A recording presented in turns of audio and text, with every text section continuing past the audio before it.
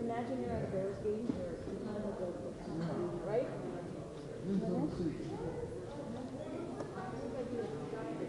One there and one over here. One person there, one in this corner.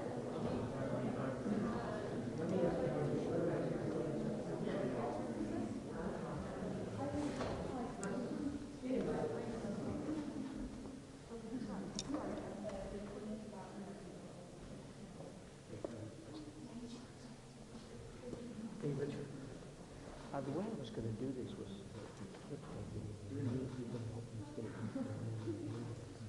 and then let me do the introduction. Do you want to do the introduction first? I know, that's my problem. So, you want to do it? There goes another one.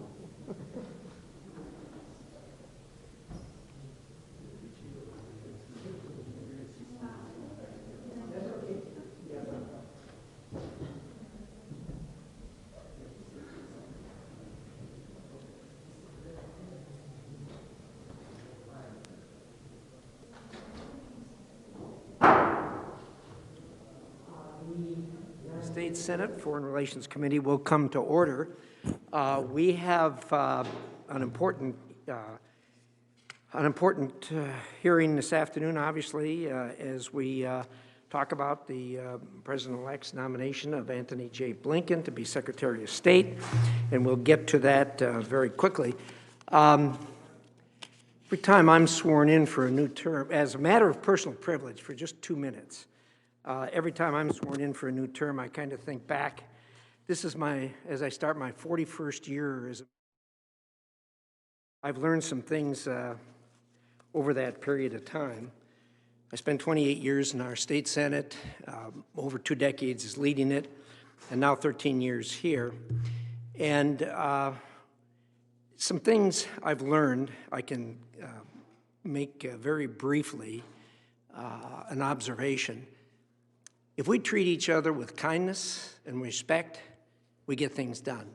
One of the best friends I had during my time in the state Senate was the Democrat leader. We're still close personal friends. My wife and I stay with him when we travel to North Idaho. He consults with me frequently and gives me advice even when I don't want it. And we have become and stayed very, very good friends over the years.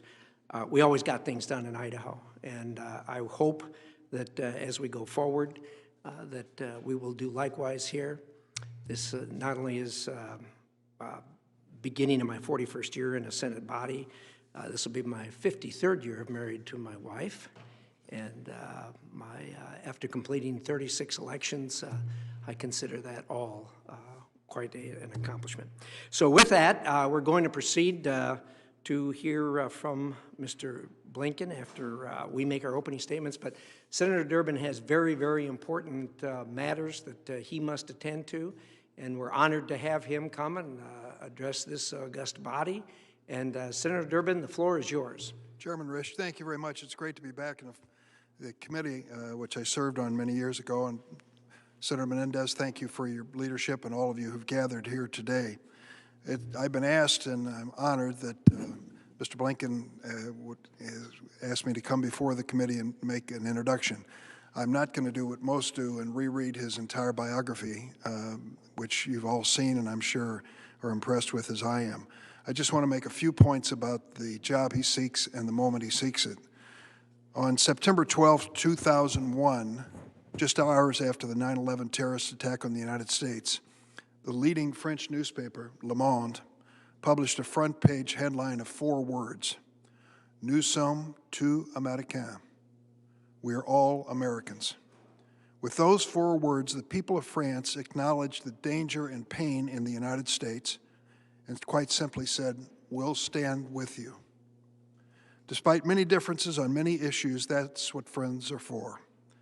That is the reason that alliances count. With the end of the Trump administration, we face a stark choice. Does America first mean America alone? Does our nation still need friends and allies? Over the past 4 years, many of the strongest bonds between America and our allies have been strained, lifelong friends have been shunned, and authoritarian adversaries have been embraced. The role of the United States in the world, its values, its allies, its adversaries are in question. The world is waiting for a clear policy from our new president, and our new president has chosen one man to lead that effort, Tony Blinken. When you take a look at his background, it starts with the State Department. It includes service as staff director on this committee, with the National Security Council, working as Deputy Secretary of State. It's an amazing background. And there's also a moment, which I'm sure you all have seen and we've seen over and over again. There was that iconic photograph in the Situation Room when approximately 12 people were gathered with the President and Vice President of the United States and Secretary of State to see if finally we would capture Osama bin Laden. Tony Blinken was in that room. It tells you that he was more than just a peripheral staffer. He was an integral part of the security decisions of the United States of America. He's ready for this job, and we know it. There's one thing that we discussed before we walked in here that I think is a critical element, and that is the fact that he inherits a great department and many men and women who've dedicated their lives to the security of the United States of America. We need them. We see their expertise wherever we travel, in every corner of the world, sometimes at great personal sacrifice. They are representing this country and literally risking their lives to do so.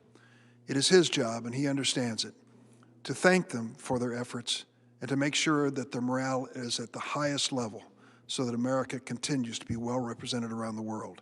It is my honor to introduce Tony Blinken today as the next Secretary of State. Thank you, Mr. Chairman.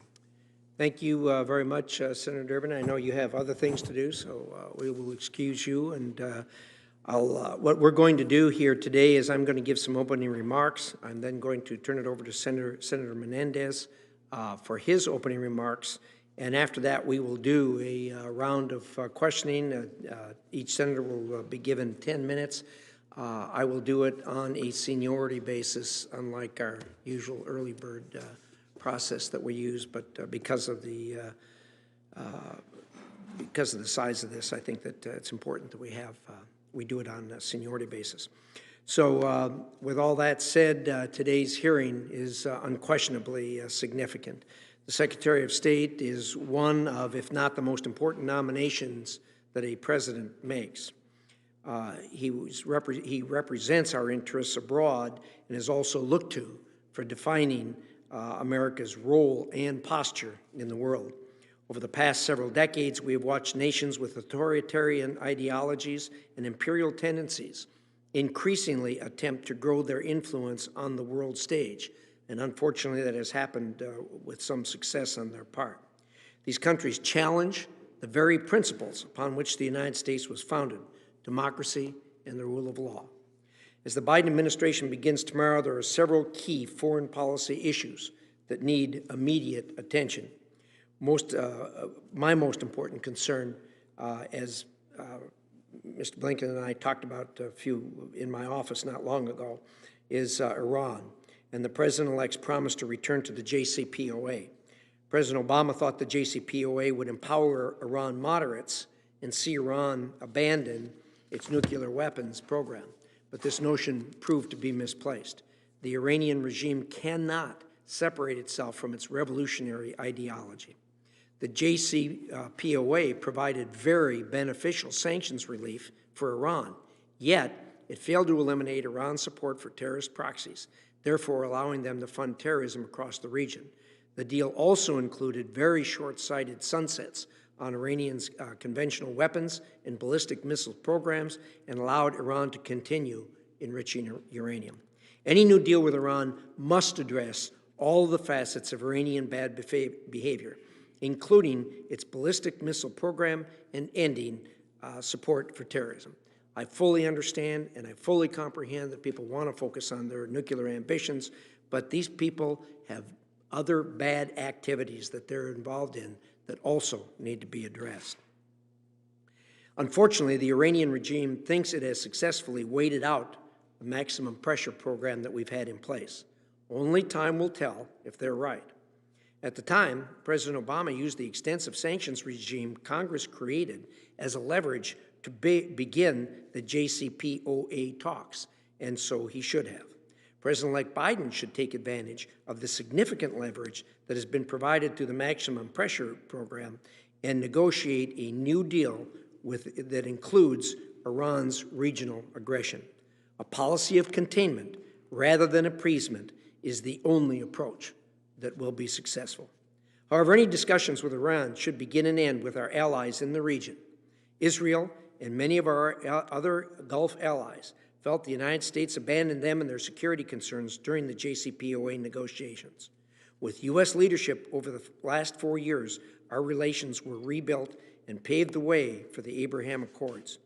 The Abraham Accords signed last year were a significant step in fundamentally improving the security, economic, and diplomatic environment in the Middle East. But they also underscored the significant threat that Iran poses to our regional partners. I would hope future negotiations with Iran would include extensive consultations with not just Congress, but also Israel and our Gulf partners. And given its significant implications, any new deal should also be submitted as a treaty for Senate ratifications. I understand that that's a controversial issue, but if we're going to have the support of the United States, it can't just be one branch of government. It needs to be all branches of government. I hope that the Biden administration will adhere to these conditions before and during any engagement with Iran, and I sincerely appreciate, Mr. Blinken, your offer that prior to beginning or ending all of these negotiations, there will be significant consultation with this committee. I greatly appreciate that. Another area of serious concern with the new administration, obviously, is China, which I believe will be our greatest foreign policy challenge of this century. On a personal note, I want to thank you, Mr. Blinken, for having read the report, the 143-page report that I published just recently, and I also appreciate the kind words that you had for the conclusions and suggestions in that report. China is a strategic and global competitor of the United States, and the Chinese Communist Party routinely engages in economic coercion, military aggression, human rights abuses, and influence operations. Its policies deliberately damage U.S. interests and values. In the face of the Chinese Communist Party's dangerous goals, the United States must maintain a strong competitive stance. Rising to this challenge is now a sprint and a marathon that will require sustained political will, expanded cooperation with allies and partners, and properly aligned resources and personnel. Last year, I introduced the Strategic Act, the first comprehensive legislative proposal to compete with China effectively. This bill was written with Democratic senators' input and other Democrat organizations around this city who are in the think tank business, along with Republican think tanks. And it should be noted that China is not a partisan issue. It is an American issue. I know Senator Menendez has strong concerns in this regard also, and I hope we will work together as we move forward with those challenges.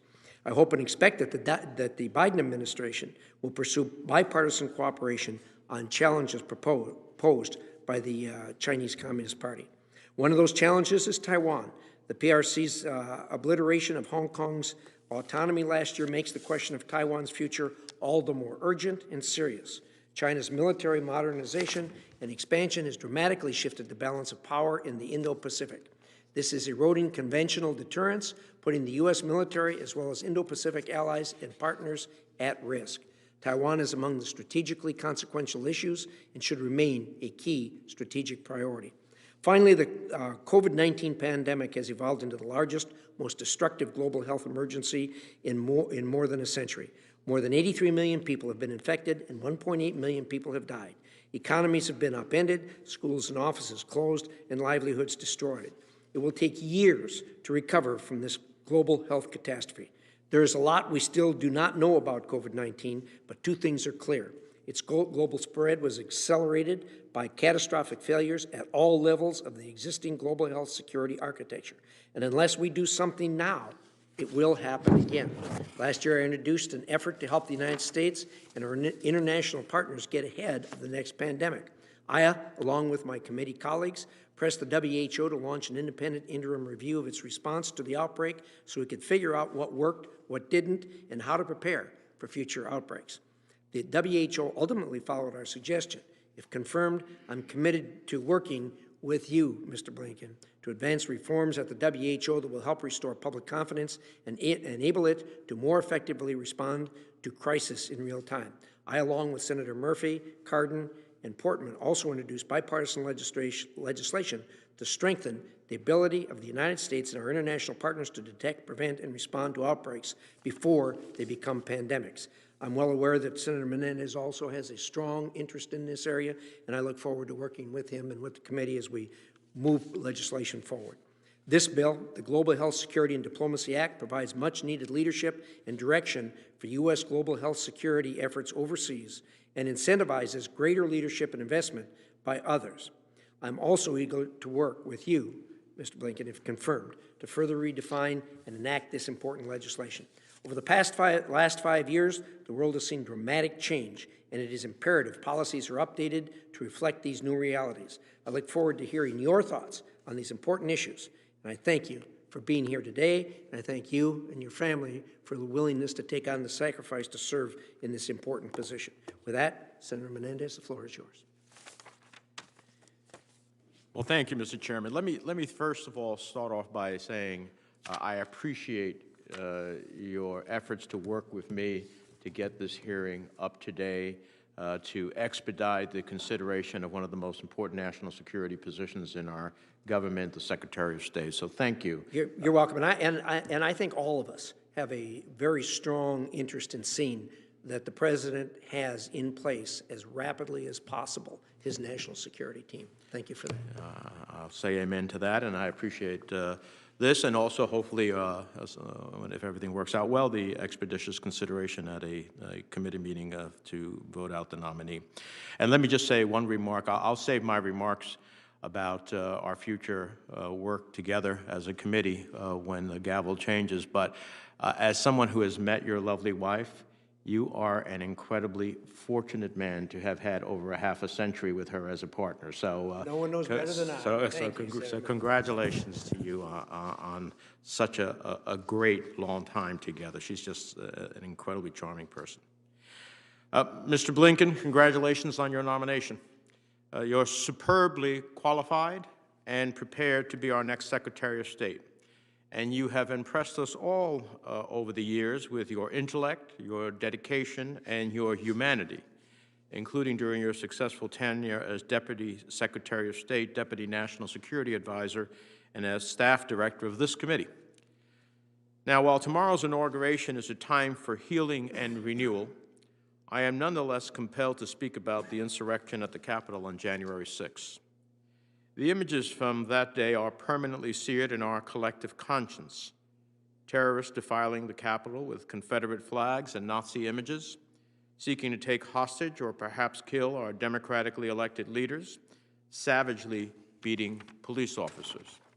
And in that respect, my heart goes out to the family of New Jersey native and Capitol Police Officer Brian Sicknick, who succumbed to those injuries, and the family of Capitol Police Officer Howard Libengood, as well as dozens of other officers injured in the attack. This attack on the very foundation of our democracy delivered a tragic reminder that our ability to project power abroad is inextricably linked to the health and strength of our democracy. This does not mean that we cannot talk about the importance of democracy abroad, no, but rather we must show that senators and all other leaders in this country have a duty to stand up for democracy, for the Constitution, for the rule of law.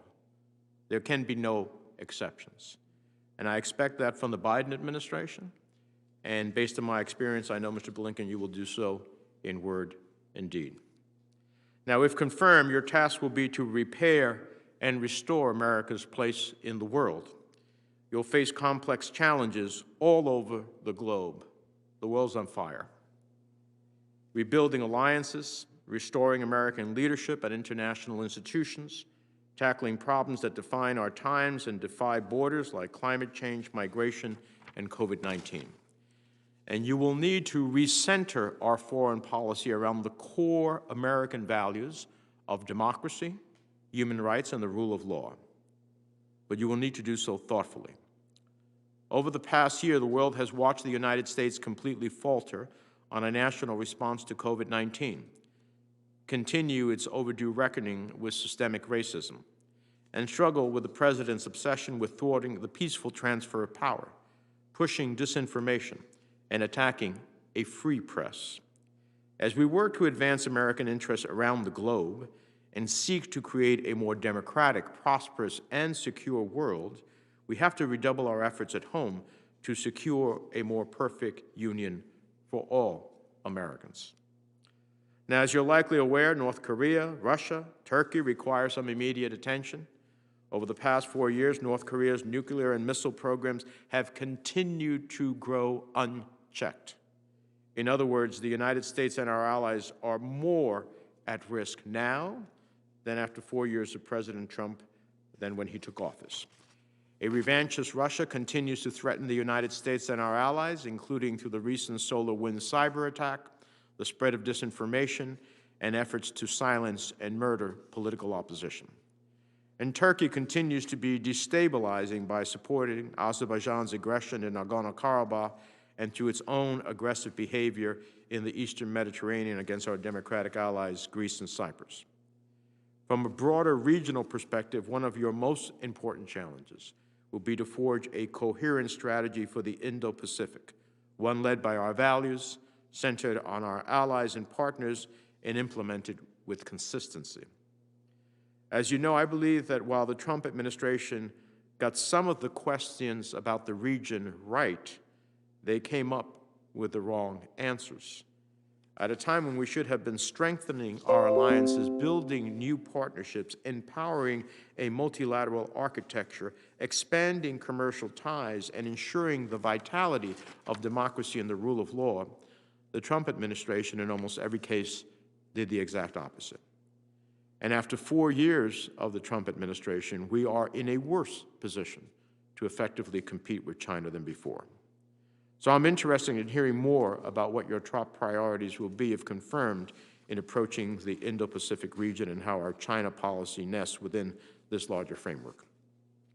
We also have a number of ongoing challenges in the Middle East, perhaps none so pressing as Iran. As you know, I was not a proponent of the JCPOA, but I also believe the Trump administration's decision to withdraw without a serious strategy involving our allies would ultimately leave us less safe and Iran emboldened. Unfortunately, Iran's continuing aggression across the Middle East and its recent nuclear activity that has dramatically advanced its capabilities has vindicated that prediction. Now, I understand the Biden administration is interested in returning to a diplomatic path, which I support, but I fear returning to the JCPOA without concrete efforts to address Iran's other dangerous and destabilizing activity would be insufficient. I believe there's bipartisan support to find a comprehensive diplomatic approach with Iran that includes working closely with our European and regional partners if we take those other issues into consideration.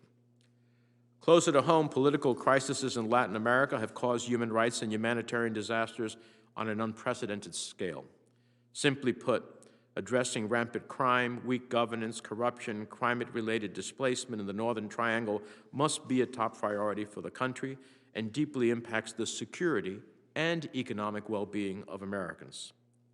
Further south, I'm encouraged by the Biden administration's plans to renew our commitment to the multilateral efforts we must lead in order to improve the effectiveness of international sanctions and humanitarian aid as we pursue a diplomatic solution to the Venezuelan crisis. Maduro's campaign of crimes against humanity and attacks against interim President Juan Guaido and democratic civil society, which I hope the administration will recognize interim President Guaido, all have serious implications for U.S. national security and regional stability. Mr. Blinken, I also hope you'll support Ambassador Bill Richardson's efforts to free the six Americans who have been unjustly detained in Venezuela. I'm confident that if confirmed, you'll do everything you can to repair and restore American leadership abroad. Foundational to that effort will be rebuilding and reinvigorating the State Department itself. As you well know, our career foreign and civil servants are incredibly talented and dedicated. Over the past few years, however, they have been treated with disdain, smeared, and forced out of public service. There has been a stunning loss of expertise, steep declines in morale, little accountability for those at the top, and the State Department still has not achieved a workforce that comes close to reflecting the diversity of our country. This state of affairs has impacted relationships across the globe, the Department's ability to engage in the interagency process and in its relationship with Congress.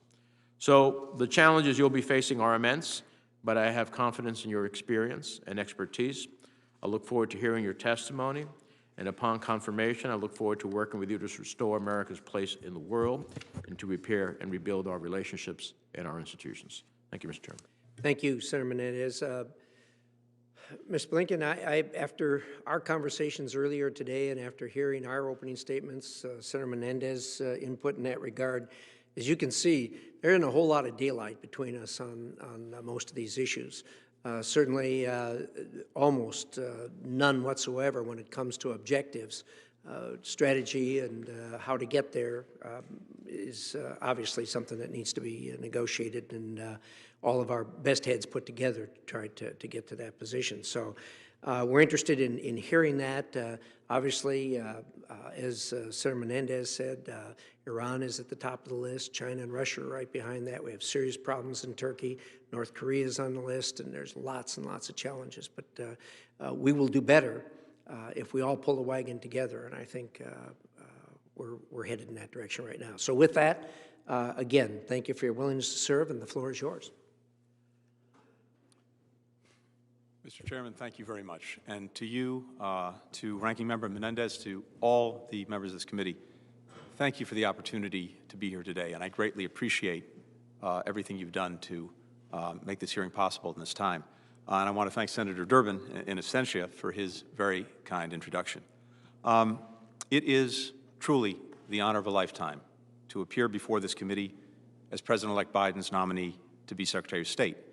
And it's an honor that carries special significance for me for two reasons. First, as you've noted, I had the privilege of serving as the Democratic Staff Director of this committee for 6 years, working alongside a distinguished group of senators, including several still on the committee today, to advance American diplomacy and safeguard the interests of the American people. That experience gave me an abiding respect for this committee, for its finest bipartisan traditions, for the caliber of its members and staff, for the essential work it does to strengthen U.S. leadership around the world. If I have the honor of being confirmed, those lessons that I learned in my years with this committee will guide my approach to our work together. The second point of significance for me is a little bit more personal. In addition to my own confirmation as Deputy Secretary of State, this committee confirmed my wife, Evan Ryan, who is here with me today, as Assistant Secretary of State for Educational and Cultural Affairs. Confirmed my uncle, Alan Blinken, as Ambassador to Belgium, and confirmed my father, Donald Blinken, as Ambassador to Hungary. I hope I don't break the streak today. My family, especially my wife and our children, John and Lila, is my greatest blessing. Our tradition of public service is a source of tremendous pride. I view that tradition as something of a sacred duty, payment on the debt that our family owes to the nation that gave so many of my relatives refuge and extraordinary opportunities across the generations. My grandfather, Maurice Blinken, found refuge in America after fleeing Russian pogroms. My father's wife, Vera Blinken, found refuge in America after fleeing the communist regime in Hungary. And my late stepfather, Samuel Pizar, found refuge in America after enduring the horrors of the Holocaust. Sam was the only survivor among his immediate family and school of 900 children in Białystok, Poland, after 4 years in the concentration camps. At the end of the war, he made a break from a death march into the Bavarian woods, and from his hideout, he heard the rumbling sound of a tank. And as he looked out, instead of seeing the dreaded Iron Cross, he saw a 5-pointed white star. And so he ran to the tank and got to it. The hatch opened. An African-American GI looked down at him. He fell to his knees and said the only 3 words that he knew in the English language that his mother had taught him before the war: God bless America. The GI lifted him into the tank, into freedom, into America. That's who we are. That's what we represent to the world, however imperfectly, and what we can still be when we're at our best. If I have the honor of serving as Secretary of State, that is the vision that I will pursue, a vision articulated often by President-elect Biden, doubtlessly informed by his time on this committee, when he said that the United States is a nation that leads not only by the example of our power, but by the power of our example. If confirmed, 3 priorities would guide my time as Secretary of State.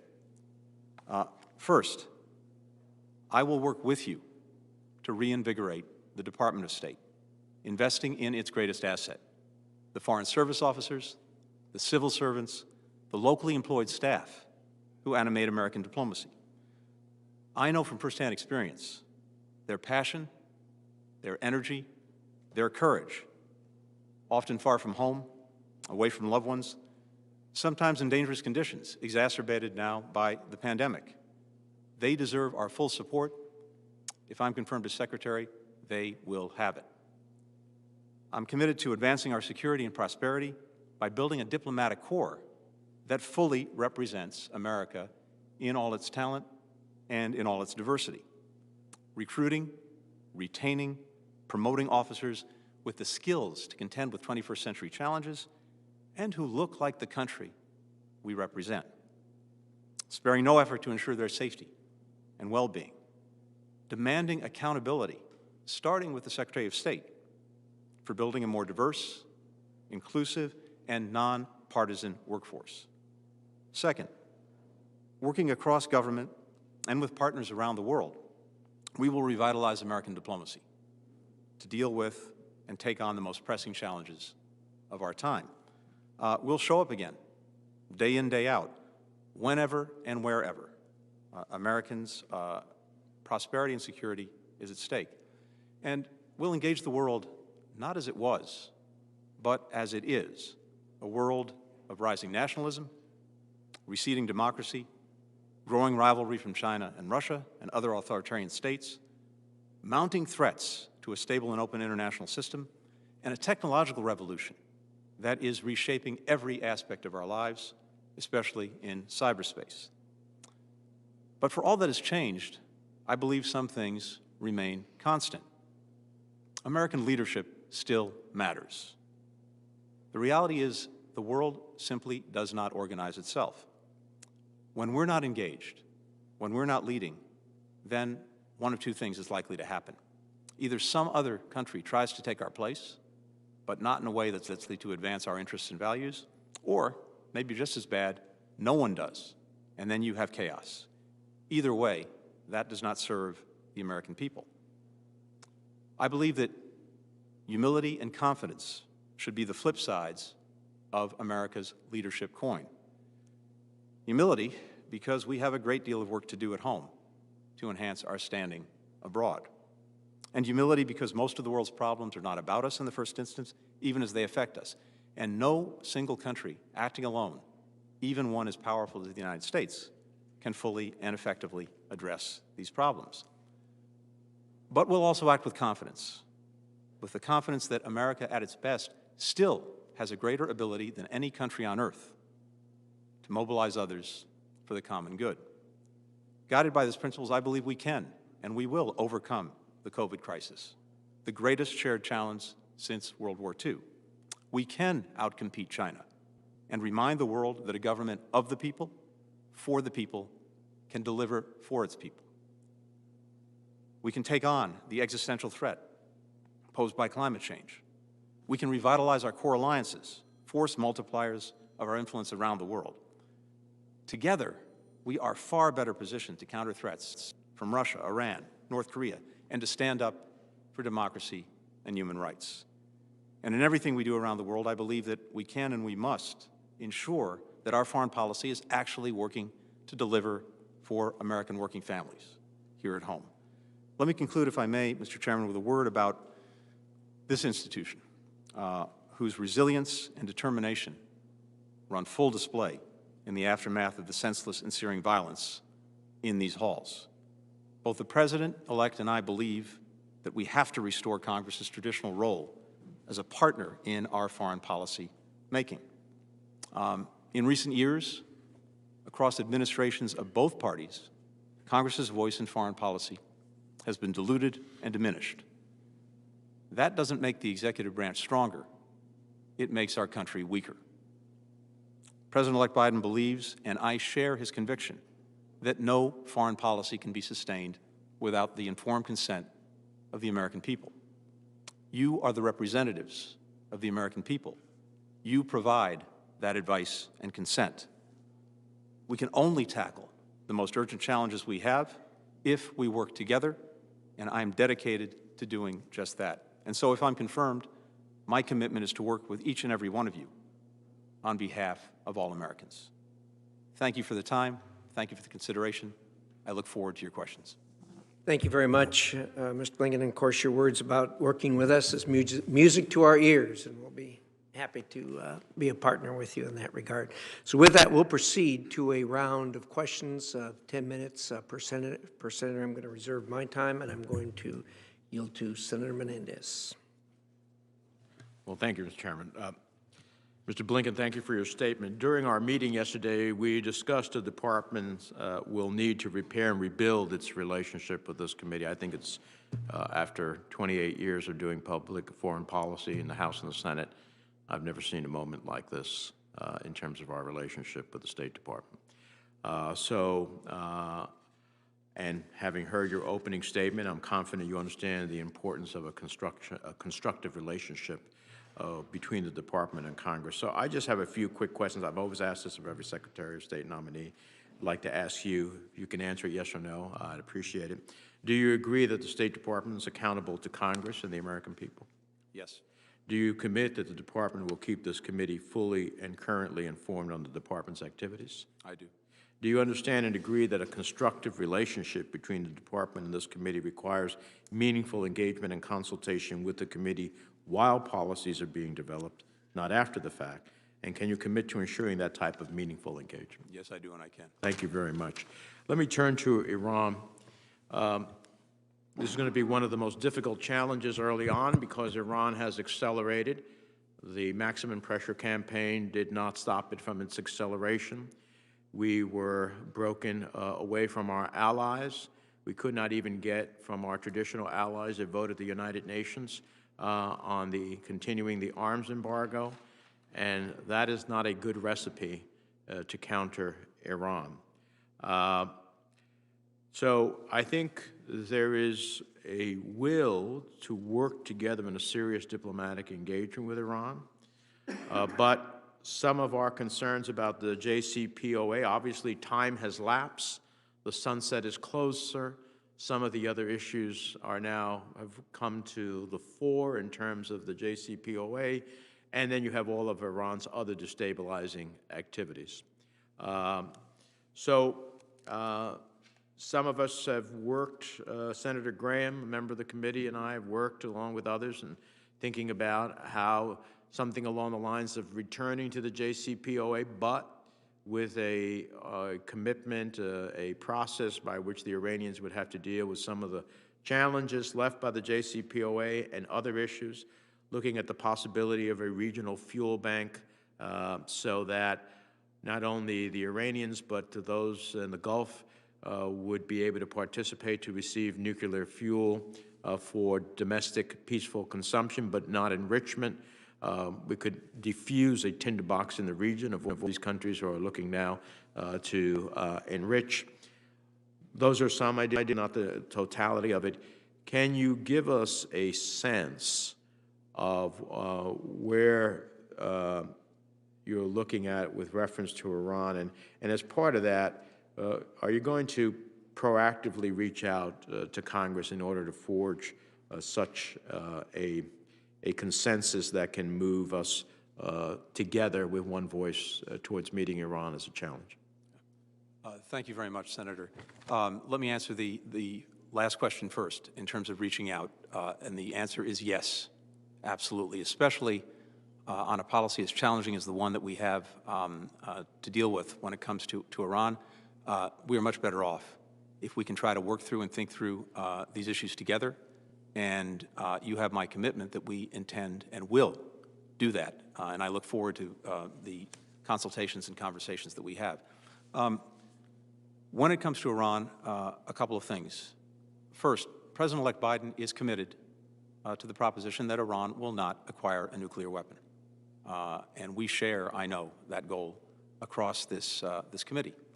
An Iran with a nuclear weapon, or on the threshold of having one, with the capacity to build one on short order, would be an Iran that is even more dangerous than it already is when it comes to all of the other malicious activities that it's engaged in, whether it is support for terrorism, whether it is fueling and feeding its proxies, whether it is destabilizing the region. An Iran with a nuclear weapon or with the threshold capacity to build one is an Iran that would act potentially with even greater impunity than it already is.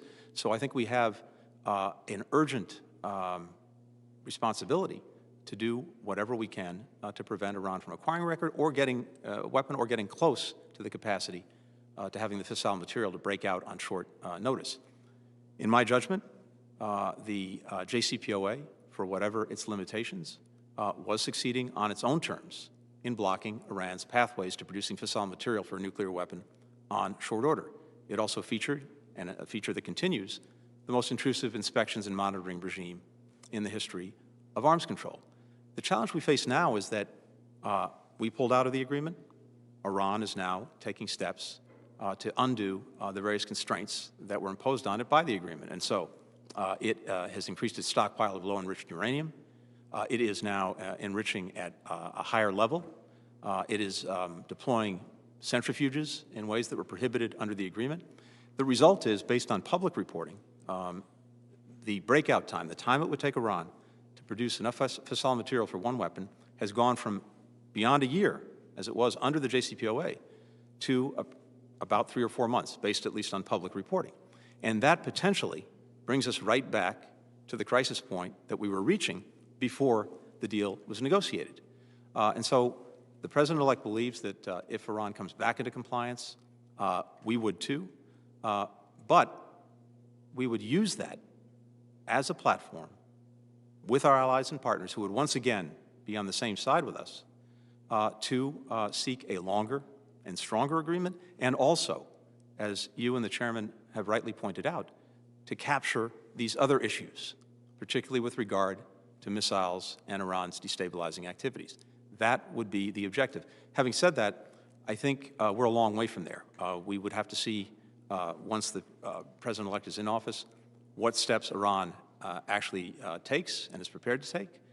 We would then have to evaluate whether they were actually making good if they say they're coming back into compliance with their obligations, and then we would take it from there. But in the first instance, and the last thing I'll say on this, sir, is that yes, we absolutely will consult with you, and not only with you, I think as the Chairman suggested, it's also vitally important that we engage on the takeoff, not the landing, with our allies and with our partners in the region, to include Israel and to include the Gulf countries. Thank you. Now, so I'm all for stronger and longer, and very much glad to hear that these other issues Also, the administration will look forward to engage and challenge Iran on. I think those are important. Let me turn to China. Many of us, certainly Senator Romney, since my first meeting with him when he came to the Senate, has made China one of the focal points, and he's right about the challenge that China poses. The chairman talked about his initiative.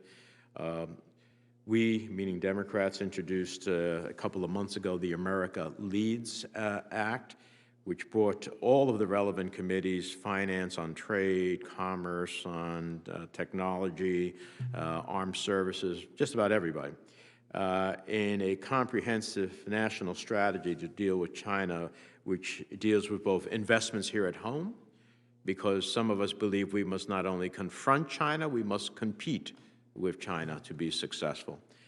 Diplomacy, alliances, security, values, and trade to create a truly competitive approach. And I believe this is one of the most significant national security challenges we will have, as well as economic challenges. Can you speak a little bit about, too, how do you see that? First of all, I've read and applaud the Leads Act. And I have also read the very good report that the chairman did on China, and applaud virtually everything that's in it. I think there's a very strong foundation there upon which to build a bipartisan policy with regard to China. As we look at China, there is no doubt that it poses the most significant challenge of any nation state to the United States in terms of our interests, the interests of the American people. There are, as I see it, rising adversarial aspects to the relationship, certainly competitive ones, and still some cooperative ones when it is in our mutual interest. I think as we're thinking about how to deal with China, and I think this is reflected in the work that the committee has done, we have to start by approaching China from a position of strength, not weakness. And the good news is our ability to do that is largely within our control. Position of strength when we are working with, not denigrating, our allies. That's a source of strength for us in dealing with China. A position of strength when we are engaged and leading in international institutions, not pulling back and ceding the terrain to China to write the rules, the norms, and animate those institutions. A position of strength when we stand up for our values, when human rights are being abused in Xinjiang, or when democracy is being trampled in Hong Kong. Our ability to make the investments in ourselves, as you pointed out, that is a source of strength. The investments as necessary in our military to make sure that we can deter any aggression. All of these things are fully within our control. And if we come together and do them, I think we can then deal with the specific challenges that China poses from that position of strength, not a position of weakness. Thank you. Thank you, Senator Menendez. Senator Johnson. Thank you, Mr. Chairman. Mr. Blinken, welcome. Let me start out by saying I got a phone call from a former contact in the Obama-Biden administration. I won't name the individual because I don't want to get that person in trouble. But it was a very welcome phone call. I think to summarize it, it started out saying that we're really in an unsustainable position in this country. We're so grossly divided. And particularly in areas of foreign policy, I mean, the standard saying is politics ought to end at the water's edge. I hope that can be true. I don't think it ever has been completely true, but I think there are some really good areas of agreement. And so it's a very sincere attempt to reach out and say, let's try and focus on areas of agreement. And by the way, as a chairman and ranking member on the European Subcommittee, whether it's Nord Stream 2, the European Energy Security and Diversification Act with Senator Murphy, we found those areas of agreement. So I really want to focus on that because I think that's one of the areas, one of the ways we can try and narrow that divide, which I think is just completely unsustainable in this nation. I think one of the areas I think we can all agree on is the world is a very dangerous and complicated place. And there's just no doubt about it. There's not a whole lot of black and white. There is black and white, but there's a lot of gray areas. And how you address, whether it's Iran or North Korea or China or Russia, these are difficult situations. So I have no doubt that you have just a wealth of knowledge, as did Secretary Kerry. I think there's a difference between knowledge, though, and judgment. And so, in all sincerity, I just really want to talk to you about judgment. And again, I know you take a look at the Trump administration and it's like all bad. I don't think that's true. And so let me start out what I think are foreign policy accomplishments and see whether or not you agree. First of all, we did get our NATO partners to invest more in NATO. And that's a good thing, right? Do you have any reservations about that? I do not. I think the peace or the agreements between Israel and Bahrain and UAE and Sudan and Morocco, those are good things. You're going to want to build on that, correct? I very much agree. Just a quick aside, again, knowledge versus judgment, it's something that Secretary Kerry thought was not possible whatsoever. Again, that's a judgment call, I understand that. But it's been proven wrong, and I guess I'm kind of looking for an acknowledgement that maybe past judgments have been overtaken by new knowledge and as times have moved on. One thing pretty near and dear to my heart is the agreement, the economic agreement between Kosovo and Serbia. You know, Wes Mitchell sent me over to Serbia and Kosovo a number of times, and you know, I don't want to take blame for this, but the situation was not improving until Rick Grinnell got involved and came up with the idea, okay, a lot of these things they're not going to agree on, but what they can agree on is economic advancement. And so we got an agreement. That's a good thing, correct? I agree. What kind of troubles me about the past record of the Obama-Biden administration, again, dealing with difficult situations, but I just want to give you the opportunity to discuss whether you've had any second thoughts on, for example, what happened in Libya. That's where, and you talked about American leadership, that's where President Obama famously said, we're going to lead from behind. And, you know, the world community kind of blew up Libya. That didn't turn out so well. We had Benghazi. Do you have any second thoughts in terms of what happened with Libya? I do. And let me, before I address that, Senator, I would like to say I believe that no party has a monopoly on good ideas. And I hope that working together, we can pool all the good ideas from both sides of the aisle to try to advance the security and well-being of the American people abroad. I welcome doing that.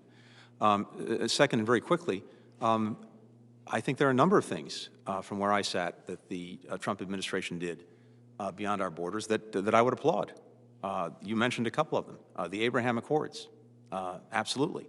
Now, there's certain commitments that may have been made in the context of getting those countries to normalize relations with Israel that I think we should take a hard look at, and I imagine the committee feels the same way. But the work that was done to push forward on normalization with Israel, I applaud. It makes Israel safer. It makes the region safer. It's a good thing. And yes, I would hope that we could build on that as well. You mentioned the work on Kosovo and Serbia. I applaud that as well. The president-elect, as you know, spent a lot of time on those countries in the past, and I think he shares your conviction that there are things we can do to help move Kosovo forward and also hopefully move Serbia forward. And certainly getting our NATO allies to invest more is a good thing. I think that's shared across administrations and across parties. And finally, let me just say that I also believe that President Trump was right in taking a tougher approach to China. I disagree very much with the way that he went about it in a number of areas, but the basic principle was the right one, and I think that's actually helpful to our foreign policy. No, I think President Trump opened everybody's eyes in terms of China's malign intent. But again, I want to kind of quickly go through Libya, Syria, sure. Not providing lethal defensive weaponry to Ukraine. Are those things you've given second thoughts to? Yes. With regard to Libya, here was the situation we faced. We had Muammar Gaddafi saying that he was going to slaughter like rats those opposing him, including all of the inhabitants of Benghazi. And we faced what looked like the potential for a mass atrocity that was heading our way. And what was unique about the moment was the United Nations supported doing something about it, the Security Council, the partners and allies in the region did, and our allies in Europe did too. Having said that, and so I think the good news from where I sat, and I supported that effort. In fact, I think it's been written about, I was the President-elect's National Security Advisor at the time, and he did not agree with that course of action. And so, but we had the kind of relationship where I was able to say what I thought, and as you noted, we intervened. Here's what I think we misjudged. First, we didn't fully appreciate the fact that one of the things Gaddafi had done over the years was to make sure that there was no possible rival to his power. And as a result, there was no effective bureaucracy, no effective administration in Libya with which to work when he was gone. That made things much more challenging than I think we understood. Okay, so again, because I want to step, so basically there was no plan afterwards. That's something, that's a lesson you've learned. I think there was a plan that ran into some reality that unfortunately the result has been that there's been more space in Libya for extremist groups who filled some of the vacuum left by Gaddafi. Okay, one of the things that Congress did unanimously is we approved $300 million of lethal defensive weaponry for Ukraine. The Obama administration never implemented. The Trump administration did. Do you still disagree with providing that lethal defensive weaponry, or do you think over time now that's been proven to be the correct decision by Congress and the Trump administration? Senator, I support providing that lethal defensive assistance to Ukraine. In fact, I had the opportunity to write exactly that in the New York Times about 3 years ago. One of the comments, and this is to prepare for this hearing, and I'm not going to enter this in the record, but my staff did provide me Senator McCain's 2014 floor speech, which I'm sure you've read. It was pretty, I know it well. pretty blistering. So one of the reasons I thought I'd kind of give you an opportunity to maybe respond, but the chairman also provided a list of questions, and one of the questions he asked was about Soleimani. I mean, is it a good thing that Soleimani is off the battlefield? And I was surprised because you remain adamant that it did not improve our national security. I mean, I would take the opposite side of that viewpoint. You want to try and explain that one? I mean, I think because he was a mastermind, because he was so effective, because he was responsible for hundreds of American lives lost, I don't see how you can agree that that enhances our national security. No one is shedding a tear for the demise of Qasem Soleimani, and certainly when I was last in office, I saw firsthand the blood that he had on his hands. So no one regrets the fact that he's no longer there. I think from where I sat, Senator, the question is not whether taking him out was the right thing to do. It was gaming out what might be the consequences and asking ourselves whether, on balance, we would be left safer or not in taking that action. Previous administrations, including the Bush administration and the Obama administration, concluded that we wouldn't be. And I think what we saw after his death, including attacks on our positions in Iraq that left dozens, if not hundreds, of Americans with brain injuries, the fact that our forward posts in Iraq that were there to prevent the reemergence of ISIL had to pull back because of concerns that Iranian-backed militia, after Soleimani's death, would attack them. The fact that we are talking about, apparently, closing our embassy in Baghdad, again, for fear of the actions of these militia, and the fact that we've seen Iran acting out in a whole variety of ways, because we're not the only actor in this drama. I think, on balance, that action actually left us less safe, not more safe. Well, he was in Baghdad for a reason, probably to plan further attacks. So we don't know what he might have done, but I appreciate your answer. Thank you, Mr. Chairman. Thank you. Let's move to Senator Cardin, I believe, is joining us online. Senator Cardin, are you there?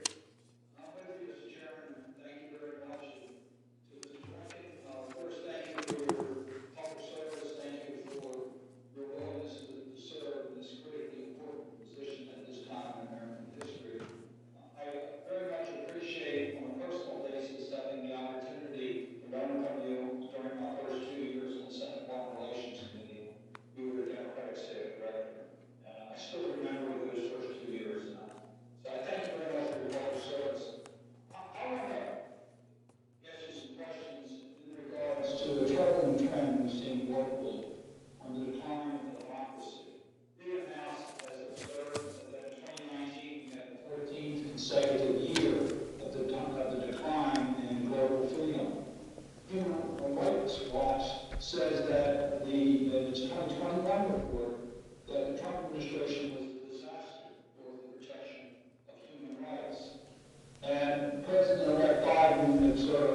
democracy is under more pressure than any time since the 1930s.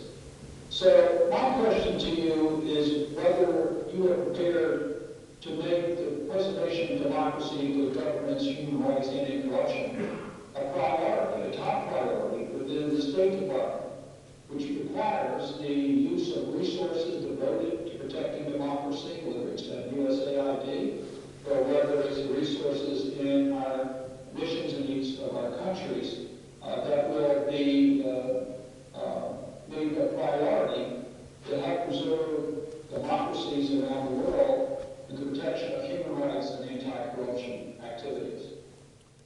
Senator, first of all, it's good to see you. And the short answer is yes, absolutely. The President-elect's been very clear that our charge would be to put democracy and human rights back at the center of American foreign policy. And we intend to do just that. That is a question of resources. It's a question of focus. It's a question of commitment. Of course, a lot of this begins at home. Our ability to be a strong leader for and defender of democracy and human rights also depends, to a large extent, on the strength of our own democracy here at home. And as we've already discussed, we have some work to do on that account. You're absolutely right when you cite the backsliding we've seen. Freedom House has been tracking this, as many of you know, for decades. And of the 40 or so countries that were consistently ranked fully free in the 80s, 90s, and early 2000s, fully half of them have been backsliding on democratic metrics. And so this poses a real challenge. One of the goals that the President-elect has set for us is to try to convene a summit of democracies within the first year of his administration, to bring democratic countries together, to think together, both about some of the challenges that we face at home that are common to democracies, including rising populism, but also to think about a common agenda as we're dealing with the work of defending and advancing democracy around the world, to include combating corruption, to include standing up more effectively for human rights, to include having a united voice in calling out abuses of democracy or abuses of human rights. This is something that I hope we'll be able to put together toward the end of this year, and something that we would very much welcome the participation of members of Congress, and particularly members of this committee. Thank you for that. I would also urge you to be as aggressive as you can with the budget director as to resources being devoted to democracy, because it's been a very small slice of USAID's budget, and just in the mission support is not as strong as I think it should be. I'm going to talk about one of the tools that has gotten the most international attention, that is the Magnitsky sanctions. It was interesting that it's been reported that was the first issue brought up by Mr. Putin when he met with President Trump. Are you committed to working with us to strengthen the Magnitsky global sanction regime to go against those actors that are not held accountable in their own states for those violations of human rights and corruption? Yes, I am. And I should just add that I think this has been a great achievement, Senator, of yours and of this committee. We've gone from Magnitsky to global Magnitsky to different countries now adopting their own Magnitsky-like laws, and now just recently the European Union. So I think this has been a tremendous success story in actually bringing the democratic countries of the world together and giving them an effective tool to actually push back against abuses of democracy and human rights. In regards to Magnitsky, to deal with the sunset that's provided in the statute currently, to remove that, but also to strengthen some of the areas. There are ways that we can strengthen the global Magnitsky through the State Department, getting more countries to adopt global Magnitsky statutes, to make sure they're comprehensive, include corruption, and to make sure you have adequate staffing so that you can implement the law fully. I would also recommend that you follow the leads given to us by NGOs that in many cases have information that otherwise would not be made available to us to hold abusers accountable. I think these are all suggestions that can help strengthen the Magnitsky statute and our messages against international human rights violators. Yep. I want to mention one other area where I think we can make tremendous progress during your tenure, and that is on anti-corruption. We've all acknowledged that corruption is a national security threat. Corruption exists in every country, but unless you have a plan to deal with corruption, it becomes very corrosive to the underlying fabric of any democratic society. So I've introduced legislation with Senator Young that we use the model of the trafficking in persons that we do, where we evaluate every country in the world, including the United States, as to how well they're dealing with ridding trafficking of humans. We set up a similar regime for corruption, where we identify the problems we have in countries with corruption and put them on a tier rating of consequences. I've talked to the Biden transition team about this. This is legislation that did pass our committee and passed the Senate in the last Congress. It was not enacted into law. Will you work with us so that we can have a very strong position in making it clear that every country can do better with fighting corruption, but there are certain standards that need to be met? Yes, absolutely. I'd welcome that if confirmed. And beyond that, we want to elevate the work in combating corruption at the State Department. That's something I'd welcome talking to you about. Thank you. Cover, if I might, your strategies in regards to the U.S.-Israel relations. We know that there has been strong support for the special relationship between Israel and the United States. We know that we need to maintain America's leadership in regards to that relationship because Israel has been marginalized in so many places and so many organizations around the world. You already mentioned the Abraham Accords. How do you intend to try to get back on track the Israel-Palestinian negotiations, where we know the only way for lasting peace in the Middle East is two states living side by side in peace, the Jewish state and a Palestinian state? Thank you, Senator. First, let me start with this very basic proposition, which is that our commitment to Israel's security is sacrosanct. And this is something that the President-elect feels very strongly. His very first trip, when he was a member of this committee, as a senator, his first foreign trip was to Israel. He met with a prime minister by the name of Golda Meir. She had a young aide by the name of Yitzhak Rabin. And he has worked with every Israeli prime minister since then. And so the foundation of our relationship is support for Israel's security. Having said that, the President-elect believes, and I share this conviction, that the best way and maybe the only way to ensure Israel's future as a Jewish democratic state and to give the Palestinians the state to which they are entitled is through the so-called two-state solution, obviously a solution that is very challenged at this moment. I think realistically, it's hard to see near-term prospects for moving forward on that.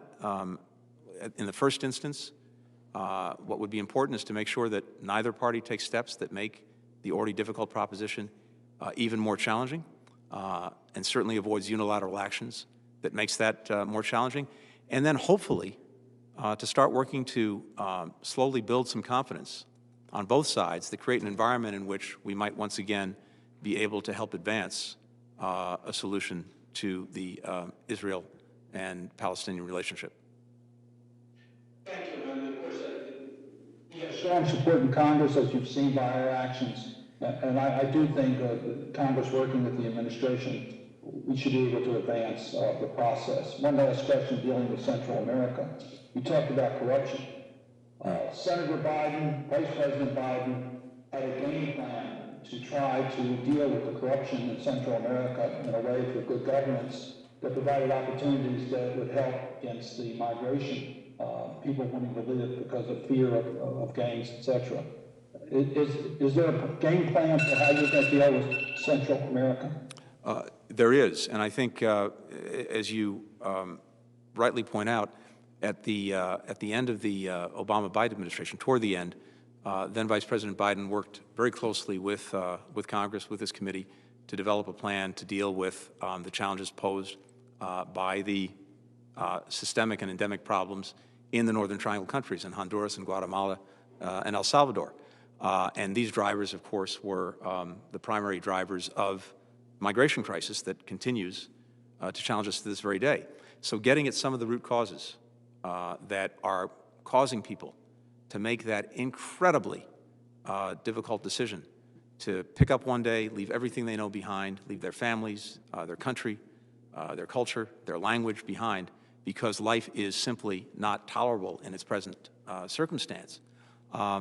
If we don't help these countries address those causes, it's going to be very hard to get at the root of the problem.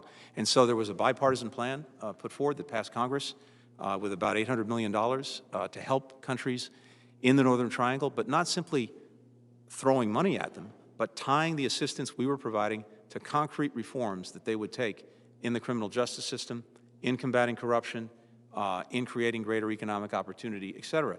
And we began to see some, I think, progress in each of those countries as a result of this assistance and coordination. Unfortunately, that plan went into abeyance in the last few years, and we will come forward to talk to you about a renewed effort at a bigger scale that involves assistance for the Northern Triangle countries, but again, assistance tied to concrete, demonstrable reforms. Thank you very much. Appreciate it. And again, thank you for your service. Thank you, Mr. Chairman. Thank you, Senator Cardin. Senator Romney. Thank you, Mr. Chairman. I'd like to be associated also with the comments you made at the opening of this session, also the comments of Ranking Member Menendez, as well as the questions which he asked. And I'd like to indicate my concurrence also with the comments made by Mr. Blinken as he began. A number of things stood out. One was his conviction, which I share, that we be involved in the world, because the world is a safer place if we are involved in the world. And I think something we sometimes lose in our discussion of this involvement is that doesn't mean necessarily military engagement in the world. It means promoting our values, our economic interests, and so forth. And we're involved in the world because it is good for America. Not just good for the world, but it's good for us and for the people of America. And I applaud that recognition. I want to begin with some thoughts about China and think for the committee as well as for the American public that's watching this. If you'd perhaps describe for us what China has described as their ambition over this century, what they intend to achieve, and how the world would be different if they were successful in doing so. Thank you very much, Senator.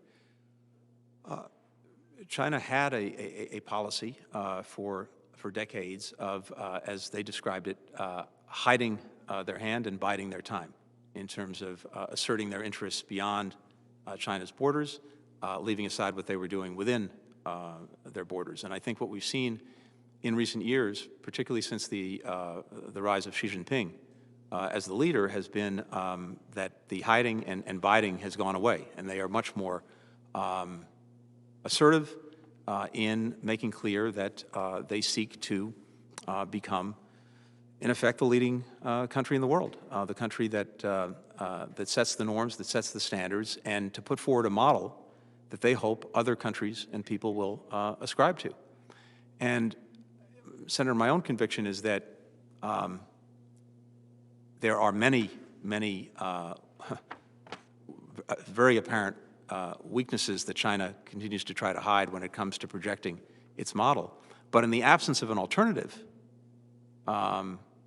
they may do better than we think.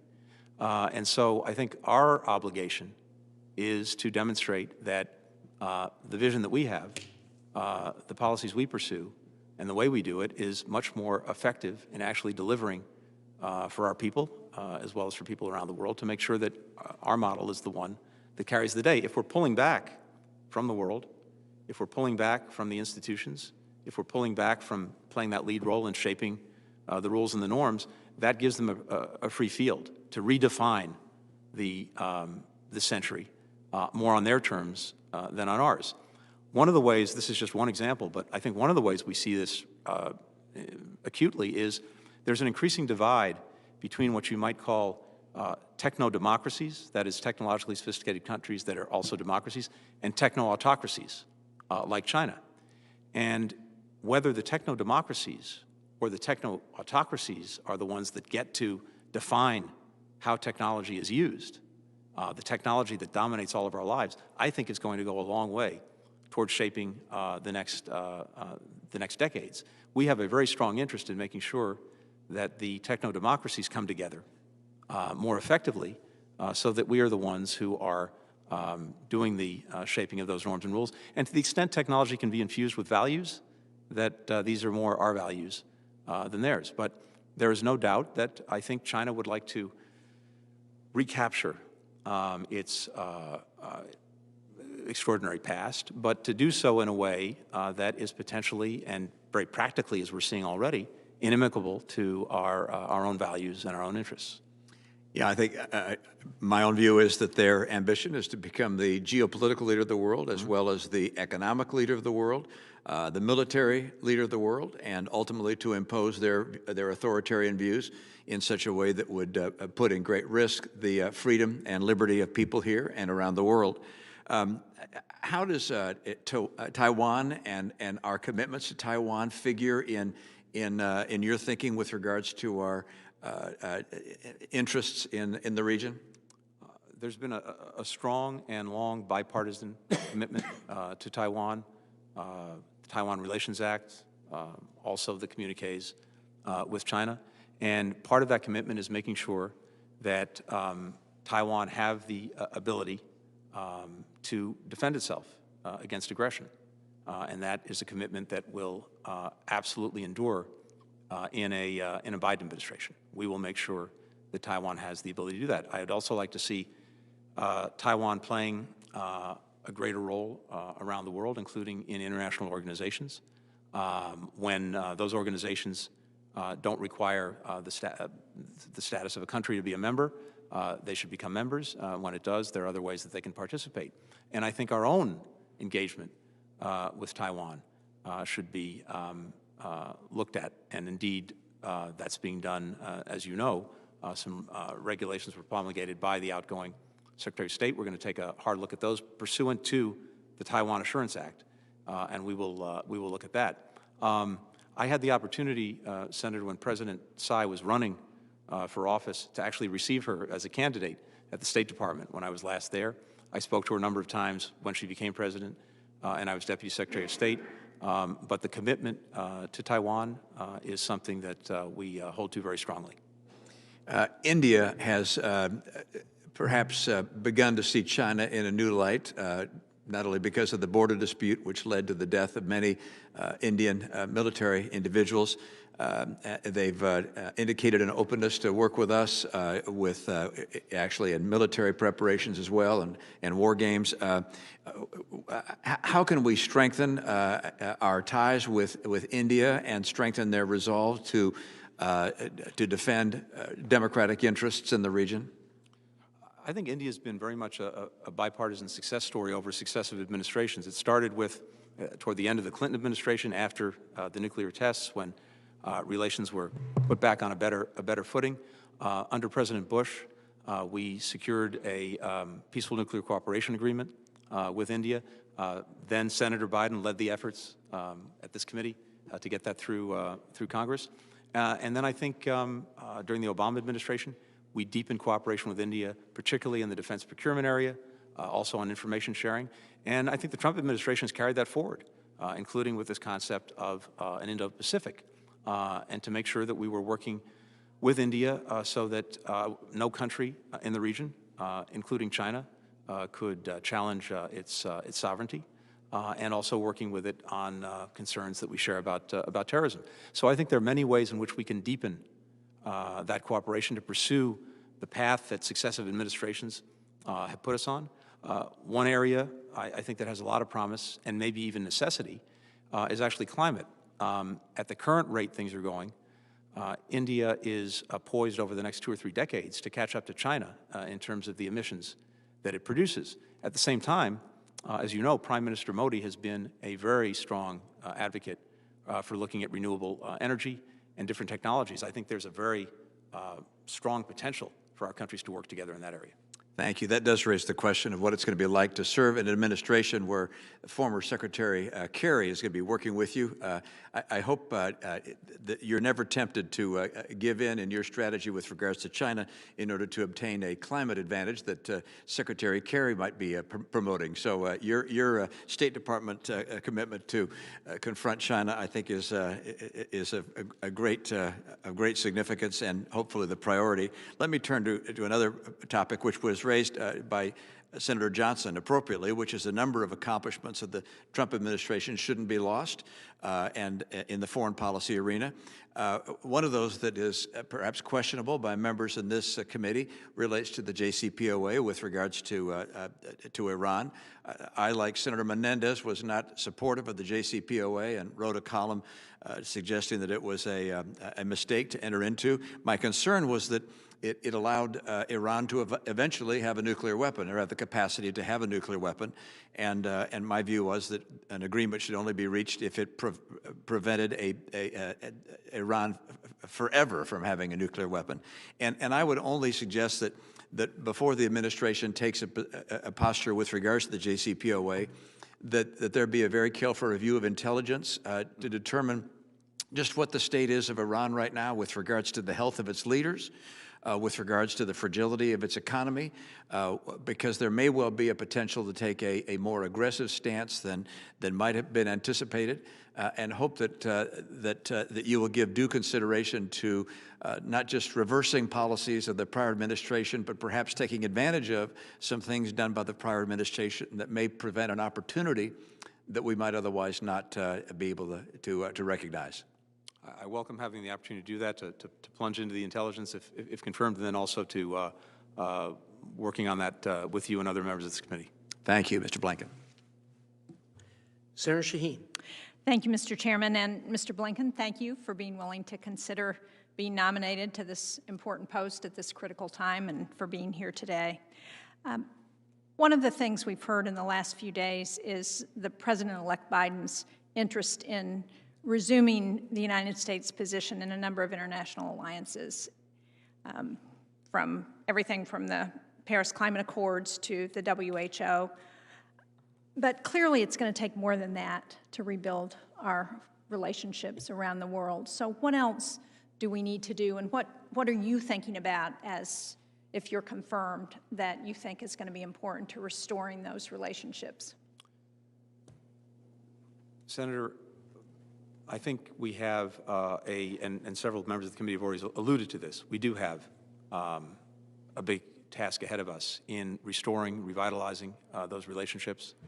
I do think it starts, to use a colloquial term, with showing up again, with being present, with having our diplomats engaged in the painstaking, sometimes not very glamorous, hard work of day in, day out diplomacy.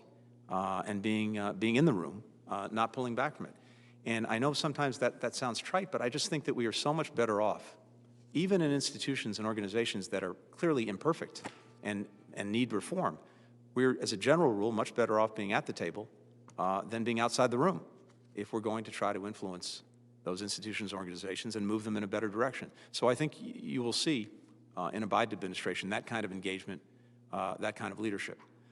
I think it's also fair to say that some of our allies and partners question the sustainability of our commitments based on the experience of of recent years.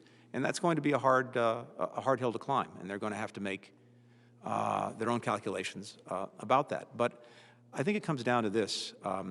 One is, and maybe this is an obligation that I think all of us share who are in this line of work, part of our challenge, I think, is to connect what all of us are doing to the lives of the American people. Because if we want to have their support for American leadership, American engagement in the world, we have to demonstrate that it is actually making an improvement in their lives or preventing something bad from happening. And I think COVID-19, to some extent, has maybe brought that home as nothing else has in recent years, going back to 9/11. But there's so many other areas where what we're doing around the world connects directly to the lives that our fellow citizens are leading, and I think we need to make those connections. That'll give us a stronger foundation upon which to build an engaged foreign policy, and in turn one that's, I think, sustainable and that our partners and allies recognize as such. Last word on this. I think one of the things that we all have in common with our democratic partners and allies is the recognition that most of the challenges we face, as I mentioned earlier, simply can't be addressed effectively by any one country acting alone, even the United States. And so whether it's a global pandemic, whether it is a changing climate, whether it's the spread of bad weapons, you name it, all of these things demand international cooperation and coordination. And I believe that if we're stepping up and playing the role that we played in the past, but focused on the problems of today and tomorrow, we'll actually get a receptive audience to work with us. Well, I certainly agree with that and agree with the importance of robust diplomatic efforts. And given the discussion about China this afternoon, it seems to me that we ought to look at what China is doing in terms of their increase in investments in diplomacy, their opening consulates around the world, their focus on economic assistance for other countries, because right now they're eating our lunch, and we better do better if we're going to be able to continue to compete. When you and I had the opportunity to talk a couple of weeks ago, which I very much appreciated, but one of the things we talked about were the attacks on our diplomatic personnel in Cuba and China and some other locations. And I and a number of other senators have continuously asked the State Department and Secretary Pompeo to provide information about those attacks, about what caused them, about our response to them, to make sure that our personnel are all treated fairly. And we were able to get some language into the defense bill that passed this year to do that. But we still have not seen all of the information that's available. Will you commit to being transparent with us about what's going on with those attacks and getting to the bottom of who's responsible and sharing that information with Congress and with the public where it's appropriate? Yes, absolutely. And Senator, if I can just say first that your leadership on this issue, that of Senator Rubio, I know has been deeply appreciated within the department. I had some opportunity to get briefed on a few issues during this transition and nomination period, and one of the ones I asked for immediately was to get everything we knew about the so-called Havana syndrome and these attacks. And so I've read the reports. I was briefed on it. I welcome an opportunity to come and, if confirmed, to talk to all of you about it. Priority is making sure that our diplomats are safe and secure, but also that we find out who's responsible if a state actor or others are responsible, having accountability and making sure that we put the protections in place so that our folks are safe and secure. Would welcome working with the committee on that. Good. I hope Senators Risch and Menendez that we can make that happen with this committee in the next month or so. Another topic we talked about briefly was the importance of ensuring that women are part of our foreign policy agenda. And I'm very proud to have worked on legislation to try and include women at the table when we're negotiating conflicts and to ensure that they're part of those efforts, because the data shows us that when that's the case, those kinds of peace negotiations have a 35% chance of lasting 15 years or longer. 35% better chance of lasting 15 years or longer. So it's something that makes sense. And I would hope, again, that the State Department would take more robust effort to be engaged in that. The Defense Department has, I think, been more proactive in that, and I hope that the state will join in those efforts in the coming year. But one of the areas where it's clearly an issue is in Afghanistan, and we have not gotten any commitment from the Taliban on the role of women in any future Afghan state post-peace talks. So I wonder if you could talk about what you think we should be saying to the Taliban. First, Senator, I couldn't agree more with the larger points you were making, and that is very much a lens that we would intend to put on our foreign policy and on the work of the State Department. and again, would welcome the opportunity to work with you on that. When it comes to Afghanistan, we have a real challenge there, to state the obvious. First, yes, we want to end this so-called forever war. We want to bring our forces home. We want to retain some capacity to deal with any resurgence of terrorism, which is what brought us there in the first place. And we have to look carefully at what has actually been negotiated. I haven't been privy to it yet, particularly with regard to the agreement that was reached in the first instance between the United States and the Taliban, to understand fully what commitments were made or not made by the Taliban, and then to see where they get in their negotiations with the government of Afghanistan. I don't believe that any outcome that they might achieve, the government of Afghanistan and the Taliban, is sustainable without protecting the gains that have been made by women and girls in Afghanistan over the last 20 years when it comes to access to education, to health care, to employment. And so I think we have a strong interest, if that agreement is actually, if there is an agreement, if it's going to hold up, to do what we can to make sure that those rights are preserved. But I would acknowledge to you I don't think that's going to be easy, but we will work on it. Yeah, no, I appreciate that, and I intend to ask General Austin the same question at his hearing this afternoon. Can you finally, I know I'm almost out of time, but can you talk about what our response to Putin's taken into custody Mr. Navalny should be, and how we continue to put pressure on Russia? It is extraordinary how frightened Vladimir Putin seems to be of one man. I think that speaks volumes.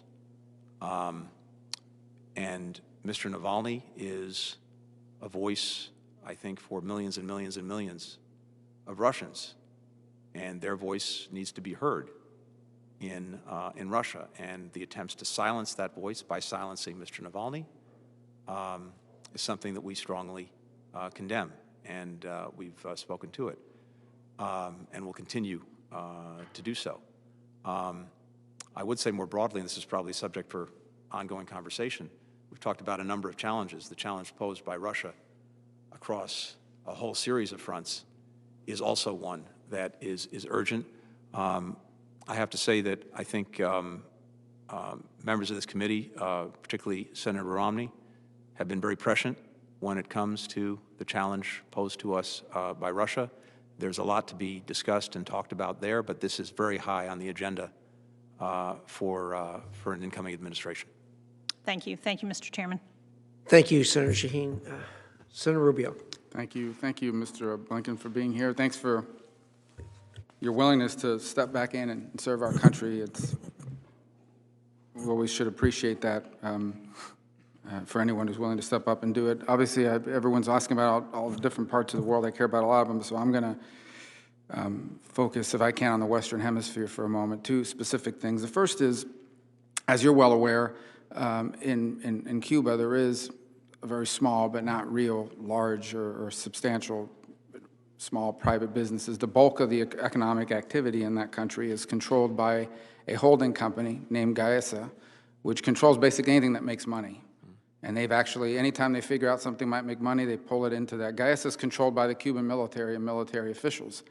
And the current administration, the Trump administration, put in place a policy that prohibits financial transactions with any of those companies that are controlled by that holding company owned by the Cuban military. And so, theoretically, if the Cuban government would allow it, an independent Cuban can open up a restaurant, a hotel, or business and interact and have transactions, but not a company controlled by the Cuban military as identified through that holding company.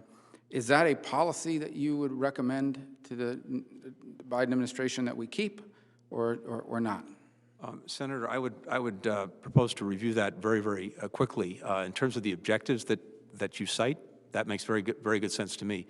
I think the question is, and I don't know enough to form a full judgment as to whether it is, in fact, achieving those objectives, and are there any other costs or consequences that we might want to look at. But certainly the objective strikes me as exactly the right one. I'd welcome an opportunity, if confirmed, to actually talk to you about that. And by the way, about our approach to Cuba more broadly. On the issue of, as a matter of theory, because obviously the Cuban government we can open up whatever we want to them, but the Cuban government controls what they allow and what they don't allow. So as an example, if an individual Cuban decided to borrow money from a relative in the United States and open up a business, they could do so under existing law, potentially, depending on how the transaction was structured, but the Cuban government wouldn't allow it. In fact, they've cracked down on that. So I think we could agree, could we not, that to the extent that it involves economic independence for Cubans individuals or companies that they're allowed to start, that's one thing. But when it comes to these entities that are not state-controlled entities, they're oligarchs that control it, basically one individual, largely because they want to be not just a politically totalitarian state, but also an economic totalitarian state, that it would further the national interest of the United States to encourage more economic independence for the individual and less dependence on the state that gives them all this leverage over them. So I do sincerely hope that just because these were Trump policies, and I'm not claiming that that's what you're saying, that we don't just throw the whole thing out and say, let's go back into the Obama policy, that even some of the architects of it have since conceded could have been structured a little differently because they were unilateral and didn't lead to some of the results we thought. I do think as you carefully review many of the steps that have been taken, there is a logic and a rationale behind each of them that I hope that will be taken into account. I think it serves our national interest to do so. On Venezuela, I'm sure you're well aware that Maduro has repeatedly, over the course of the last 5 to 7 years, utilized negotiations as a delay tactic. It's so egregious that even the Vatican says we're not having any more negotiations. In fact, in a very strongly worded letter from the Pope to him said, you remember the last time we met, I'm paraphrasing, remember the last time we met, you agreed to things, you never did any of them, there's no purpose in meeting anymore. Effort after effort to negotiate with Maduro's regime for whatever have all resulted in nothing. He uses it to buy time and to delay, and he uses it to divide the opposition. And unfortunately, multiple players have fallen into that trap. The reality of it is that he will agree to all sorts of short-term reversible things, release a political prisoner or what have you. But at the end of the day, he's not ever going to agree to free and fair elections because he can't win them. Is it your view that that our stance towards Venezuela should change, in essence, that we should no longer recognize Juan Guaido and enter into negotiations with Maduro?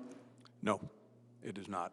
I very much agree with you, Senator, first of all, with regard to a number of the steps that were taken toward Venezuela in recent years, including recognizing Mr. Guaido, recognizing the National Assembly as the only democratically elected institution in Venezuela, seeking to increase pressure on the regime led by a brutal dictator in Maduro, as well as to try to work with some of our allies and partners. The hard part is that for all of those efforts, which I support, we obviously have not gotten the results that we need. And one of the things I would really welcome doing, if confirmed, is to come and talk some of that through with you and with others on this committee, because we need an effective policy that can restore Venezuela to democracy, starting with free and fair elections.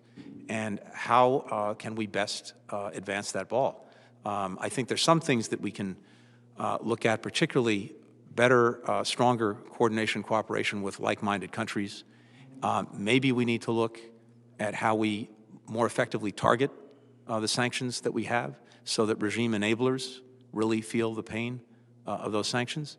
And certainly, I believe there's more that we need to try to do in terms of humanitarian assistance, given the tremendous suffering of the Venezuelan people, as well as helping some of the neighboring countries that have borne the brunt of refugees from Venezuela. But I'd welcome an opportunity, if confirmed, to talk to you about that. Yeah, and I would just encourage that every time we talk about issues like Venezuela, that it's important we point to the direct national interest of the United States in the matter, because I think Sometimes people start to get the imagery that this is about nation building or picking sides in an internal dispute. The reason why the U.S. cares about of course, we care about democracy, we care a lot about human rights, but there is a direct national interest to the United States involved. You have a regime that openly houses and gives safe harbor to multiple terrorist organizations like the FARC and the ELN that traffic drugs, that in turn threaten to destabilize and even potentially topple at some point or seriously threaten the government of Colombia, which would be a massive blow to regional stability and ultimately impacts us as well. It's already having a migratory pressure on this country, but on countries in the region, in Peru and Brazil and Colombia, which ultimately also impacts us. They have very friendly relations, military and otherwise, with the Russians, and increased evidence of Iranian interest and activity, including the sale of oil or gasoline in exchange for gold that they're stealing from their reserve. So I just encourage you to constantly point to the fact that this is not just a do-gooder effort here. There is a direct national security interest to the United States involved in what happens there. You may have been asked this already, but I think it's important. Would you acknowledge, as I think a growing number of people have, that there was once here a bipartisan consensus on China that once they got rich and they got prosperous, they would become more like us, that Yes. that consensus was flawed? I think we've found that out in practice. Yes, I think there was a broad consensus that economic liberalization in China would lead to political liberalization. That has not happened.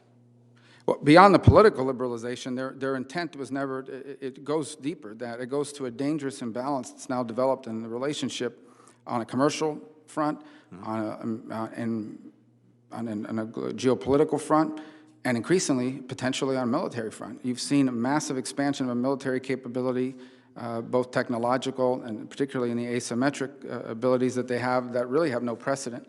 And it is now clear that they are making the argument to the world, and frankly and unfortunately, we domestically have helped them make this argument, that American-style democracy is too chaotic and that what we have here, them, the Communist Party of China, is much more stable and a much better model to follow.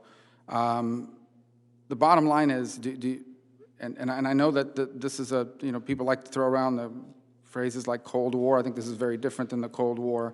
But do you have any doubt in your mind that the goal of the Chinese Communist Party is to be the world's predominant political, geopolitical, military, and economic power, and for the United States to decline in relation? I do not. You have no doubt? I have no doubt. Okay. All right. Thank you, Mr. Chairman. Thank you, Senator Rubio. I am told that Senator Kuntz is with us electronically. Is that true? That's correct, Mr. Chairman. Can you hear me? I can hear you. I can't see you. Oh, now I can see you. There you are. Welcome, Senator Kuntz. The floor is yours. Thank you, Chairman Risch, Ranking Member Menendez.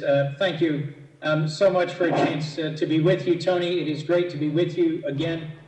Thank you to you and your family, to Evan and John and Lila for your willingness to serve once again. Given your previous experience as Deputy Secretary of State, Deputy National Security Advisor, as the staff director of this important committee, you have excellent experience and credentials, and in your opening statement, you once again reinforced the ways in which your life experience, your values, reinforce all the ways in which you will be an excellent Secretary of State for this nation. I'm sorry not to be with you in person. I was here for the send-off celebration as the President-elect departed Delaware and headed towards Washington to begin the inauguration. But it has been exciting to me to have a chance to hear my colleagues, both Democrats and Republicans, raise challenging issues and to hear your engaged and thoughtful and forward-looking answers. We gather today at a moment when it is a real challenge for all of us that the events of last Wednesday highlighted some of the deep divisions in our country and some of the challenges our democracy faces. And I am hopeful that after a national day of service yesterday celebrating Martin Luther King Day, after this evening's national reflection on all the American lives that have been lost in this COVID pandemic, and after tomorrow's inauguration, that we can begin the work of investing in our democracy, rebuilding our bipartisan consensus around some of the challenges facing us in the world, and to do that in partnership with you. Let me first start with something that's been the topic of many questions from colleagues. the U.S.-China relationship and how that in many ways will define this century.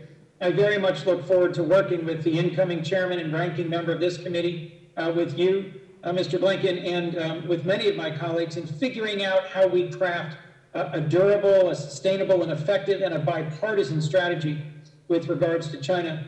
You've made reference, Tony, to the techno-democracies and techno-autocracies of the world, and the ways in which there is an intersection between concerns about digital privacy, digital promotion of democracy, intellectual property, and ways in which China's bad behavior on the world stage with regards to IP is laying the groundwork for them to successfully export their model of digital authoritarianism.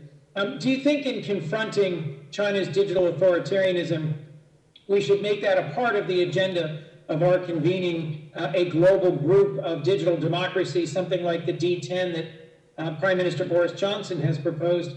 Or do you think we should pursue something with more weight, a regional structure, like a digital free trade zone of democracies aligned like the United States in order to help keep emerging technologies free and available and open to the world? My sense is everything should be on the table. It may be something that requires multiple steps to get to the destination. In the first instance, bringing concerned countries together, the digital democracies together in an appropriate forum, I think is the place to start. And I don't want to minimize the challenge. We obviously have disagreements among democracies about a lot of profound questions about how technology is used. So we've got some work to do just to get our own collective house in order. But I think you start there, and then some of the more expansive ideas, Senator, that you alluded to is something that we might be able to get to and work toward. I'd be excited to do that work with you. Senator Menendez, Senator Risch, a number of colleagues raised concerns about Iran and Iran's aggressive pursuit, both regionally of influence of their ballistic missile program and of their restarting their more robust enrichment program and the threat that that poses to the region and to our security. I also just want to renew my commitment to the U.S.-Israel relationship and to trying to pursue some positive path towards a two-state solution. The Middle East as a region remains as unsettled and unstable as it's ever been, although there was progress in some of the normalization aspects of the Abraham Accords that you have recognized. The administration will face real challenges in assessing Iran's willingness to negotiate in good faith and the path forward. I look forward to working with you on this challenge and making sure that we build a framework with our core allies in Europe that can take into account these broader destabilizing actions by Iran. Let me ask quickly about two other things going on in the region that haven't been addressed so far. Recently, outgoing Secretary Pompeo designated the Houthi movement in Yemen as a foreign terrorist organization. Many humanitarian leaders, including the head of the World Food Program and senators on both sides of the aisle, denounced that designation as something that may well create now a humanitarian crisis of greater scale. The president-elect has said he would end U.S. support for the war in Yemen and that U.S. support for humanitarian relief is critical. What steps do you think we can or should immediately take with regards to Yemen? How can the Senate help? And how do you see this as a piece of that broader regional puzzle of working through pushing back on Iran's projection of force through proxies while still re-examining some of our relationships in the region that have become more complicated by their human rights records? First, Senator, we need to be clear-eyed about the Houthis. They in Yemen, they engaged in a path of aggression through the country. They directed aggression toward Saudi Arabia. They've committed atrocities and human rights abuses, and that is a fact. What's also a fact, though, is that the Saudi-led campaign in Yemen to push back against the Houthi aggression has contributed to what is, by most accounts, the worst humanitarian situation that we face anywhere in the world. And one aspect of that situation is that about 80% of the Yemeni population right now is in areas controlled by the Houthis. And whether we like it or not, we have to find ways to get assistance to them if we're going to do anything about addressing this situation. And so my concern, deep concern about the designation that was made is that at least on its surface, it seems to achieve nothing particularly practical in advancing the efforts against the Houthis and to bring them back to the negotiating table, while making it even more difficult than it already is to provide humanitarian assistance to people who desperately need it. So I think we would propose to review that immediately to make sure that what we are doing is not impeding the provision of humanitarian assistance even under these difficult circumstances. I recognize that some have talked about carve-outs for American providers of humanitarian assistance. The problem there is that if the carve-outs don't apply to everyone around the world, it's not going to get the job done, because most of the humanitarian assistance provided to Yemen is not coming from the United States, it's coming from other countries. So I think we've got a very specific and concrete problem that we need to address very quickly if we're going to make sure we're doing everything we can to alleviate the suffering of people in Yemen. Thank you for that answer. I need to move forward given the limitations of time. I was proud to have a chance to work with a number of colleagues on this committee in 2018 to help pass the BUILD Act that created the new Development Finance Corporation. In 2019, the Global Fragility Act, which set a new process and framework for looking at fragile states, borrowing from the lessons of Plan Colombia. One of the areas, as we both know, the president-elect has been passionate about is the Northern Triangle and finding ways to build a sustained long-term strategy that can secure stability in a region that has long known fragility. And at the end of last year, we passed a bipartisan package that creates the Nidalowi Middle East Partnership for Peace Fund to provide support for partnership between Palestinians and Israelis to provide for economic ventures and opportunity. Are these three tools that you look forward to working with us on and that you will embrace in your leadership role as the Biden administration looks for new tools to use in advancing our broader objectives? Yes. Yeah. And can you help me understand how you view the challenge of combating fragility and putting prioritization in place between diplomacy, defense, and development? So first, Senator, I think the Fragility Act is a terrific foundation upon which to do this. I've had some conversations with the President-elect about exactly this, and it is very much on his mind. That is the risks that continue to be posed emanating from fragile states and the national security interests that we have, as well as the humanitarian one, in doing what we can to help strengthen fragile states and prevent fragile states from becoming failed states. And I think you put in place a very good foundation for thinking about that. And of course, part of this is making sure that our development programs are fully and thoroughly integrated into our foreign policy, making sure that they are delivering and effective, because we are conscious that we're using the taxpayers' money in advancing them, but also making sure that we put these front and center, that they are not an afterthought, they're actually the first thought, along with our diplomacy, in our foreign policy. And I think the Development Finance Corporation provides a critical new tool as long as it is a development finance corporation. Let me just, a number of colleagues have referenced Russia and the tragic arrest of Navalny and the importance of advancing human rights and supporting the fight for democracy, whether it's in failed authoritarian states like Venezuela, or it's in Putin's Russia, or it's elsewhere in the world. You know my long concern for Africa.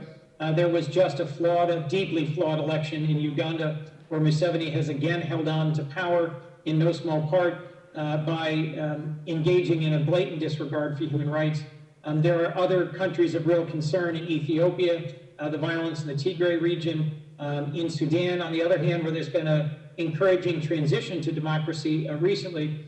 How do you plan to better support the fragile transition in Sudan while pushing back on those countries that are backsliding on their commitment to democracy, like Uganda, or some would argue Ethiopia? I think it starts with our very active engagement, not being AWOL when these problems emerge. Ethiopia, I share your deep concerns. We have seen a number of deeply concerning actions taken, including atrocities directed both at people in Tigray, directed at Eritrean refugees in Ethiopia. We, I think, need to see much greater access to the region, accountability, an effort to put a dialogue in place so that the issues that cause the conflict can actually be discussed and litigated as opposed to dealt with through violence. We need to see a restoration of communications. We need access for humanitarian assistance in the region. And I worry as well that what started there has the potential to be destabilizing throughout the Horn of Africa. So I would like to see American diplomacy fully engaged in trying to contend with this challenge. You cited a number of other places where we have, I share your concerns about the elections in Uganda, concerns in Cameroon recently, particularly violence directed at the Anglophone population. So there are a whole series of places where we have challenges where I think the United States can help make a difference, and that starts with being engaged. Thank you, Senator Coons. If I can just in closing say, I share your commitment to a diverse workforce in the State Department and to ensuring that the State Department has the resources it needs to do its job well. I could not agree more, Tony, with your statement that we have to connect foreign policy to the lived daily concerns of average working people across this country. You will be an excellent leader in doing so, and I very much look forward to supporting your nomination and to working with you. Thank you for your indulgence, Mr. Chairman. Thank you, Senator Coons. Next up is Senator Graham, and after that will be Senator Murphy. However, between the two, and after Senator Graham, we're going to take a humanitarian break for about 10 minutes since we've been at it for a couple of hours. So you're holding up well, Mr. Blinken, but we don't want you to wither. So we'll take a break after Senator Graham's, as usual, poignant questions. Senator Graham. Thank you. I'll try to make sure that I don't violate the Geneva Convention here. The one thing I want to say is I think you're an outstanding choice by President-elect Biden. I've known you for a long time. I think you're loyal to the president. I think you understand the world. We have different viewpoints on certain issues, but to me, the whole point of this is to nominate qualified people, get them in place as quick as possible, reach agreement where you can, and disagree when you must. So Senator Coons and I are going to be working together on the State Department appropriations account. You have my complete support. The people at the State Department are incredibly patriotic. They live in dangerous places doing very dangerous things. They don't get the notoriety they deserve. So I'm just a big fan of soft power and foreign foreign policy. The military has a very limited ability to change things, and they know it more than anybody else. So I think you're an outstanding choice. I intend to vote for you, but we're going to quickly go around the world and try to get a 30,000-foot view of where we start this new administration. Do you still consider Iran the largest state sponsor of terrorism? I do. Okay. Do you consider Israel a racist nation? No, I do not. Okay, that's a good start. Afghanistan. Do you agree that I agree totally with Senator Shaheen that if we abandon the Afghan women who fought so hard to have a say about the future of their children, it will affect our children's future. Do you agree with that? I do. If we've learned anything from Afghanistan, taking our eye off the ball doesn't really work well. And having 100,000 troops over there spending trillions of dollars really doesn't work well either. We're down to 2,500, a residual force with a counterterrorism mission. Do you think that's responsible at this point? I know the President-elect wants to make sure that even as we pull back our forces, that we retain the capacity to deal with any reemergence. And anything would be conditions-based. That's correct. Do you trust the Taliban to police al-Qaeda and ISIS regarding attacking America? Trust is not a word that I would apply. No, that's right. I agree with you. So any agreement that trusts the Taliban to police al-Qaeda and ISIS without us having some say, I think would be a bad deal. Appreciate that very much. On immigration, you're soon going to be Secretary of State with hopefully a good bipartisan vote. I think you deserve it. What would you tell the people in a caravan coming toward America? I would say do not come. Yeah, I think that's a good message. We're going to work on comprehensive immigration reform. I'll try to help where I can, but just don't come. That creates more problems than it solves. When it comes to asylum seekers have been staying in Mexico under the Trump administration. Do you find value in that program? I have issues with that program, Senator. I think that we need to make sure that we are approaching what we do when it comes to those seeking asylum, seeking protection in this country in line with the finest traditions that this country has shown from generation to generation. Part of that is the ability that is both, I believe, a legal one and a moral one from where I sit, to allow people to make asylum claims and to deal with those claims expeditiously. Yeah. People who need protection should get it. Those who do not meet the criteria should, with dignity, be removed. But our problem is that we're not resourced adequately to do this. Yeah. And that's what we need to work on. If I could go a bit further, I think it's been gamed. I mean, I would like to increase the number of people that can come here seeking asylum. There are troubled parts of the world. A lot of people come here for economic reasons. They realize if they get 1 foot in the United States, claim asylum, they'll be giving a hearing date in the future, and most of them don't show up. Do you think we need to make sure that that narrative does not restart? I agree, and we need a humane, a fair, and an orderly system. That's imperative, and I know you've heard the President-elect talk about the... Some people on the left have been saying that we should decriminalize entry into the country. Do you agree with that? Not my jurisdiction, but I disagree. Okay, all right. China. Secretary Pompeo designated the Chinese Communist Party as having engaged in genocide regarding the Uyghur Muslim population. Do you agree with that designation? That would be my judgment as well. You do agree? Yes. Yeah, we're on a good start here. So this really, I just very much appreciate that. Do you believe that the Chinese Communist Party misled the world about the coronavirus? I do. What price, if any, should they pay? When it comes to China's role in the virus, I think we want to, there's, as you know, an investigation that is ongoing. We obviously want to see the results of that investigation, but there's some things we already know. If they don't cooperate, what should we do? I think that we have to look at very hard, because that cooperation, this is really the point, I think, of where we need to go on this. What we do know already with regard to China and the virus is that they did not provide transparency. They did not share information. They did not give access when it mattered most in the early days of this virus. Had they done so, it's possible that the course of the virus would have been different, and we could have dealt with it sooner and more effectively. My sense, Senator, going forward, is that what we should be focusing on, I know people talk about the punitive, I would be very focused on the preventative, which is to say, what steps will China take going forward? Like wet markets. For example, right. Yes, a very good example. Yeah, I agree with that. When it comes to Taiwan, it's been the policy of the United States to basically, for lack of a better term, to guarantee Taiwanese democracy. What's your view of that? My view is we have an abiding and longstanding and bipartisan commitment to Taiwan and to the Taiwan Relations Act. We need to make sure that they have the means to deter aggression, to defend themselves. I'd like to see Taiwan even more engaged in the world. It's in many ways a model democracy, a strong economy, and a technological powerhouse. And of course, the way they've dealt with COVID-19 has a lot of lessons to teach us. But if the Chinese Communist Party decided to use military force against the population of Taiwan, that would create great upheaval throughout the world, and they would pay a heavy price. Is that fair to say? That would be a grievous mistake on their part. Yeah. Hong Kong. Seems to be that they're not really paying much attention to what Congress is doing and what this administration is doing regarding Hong Kong. What can we do to get their attention that we're not doing?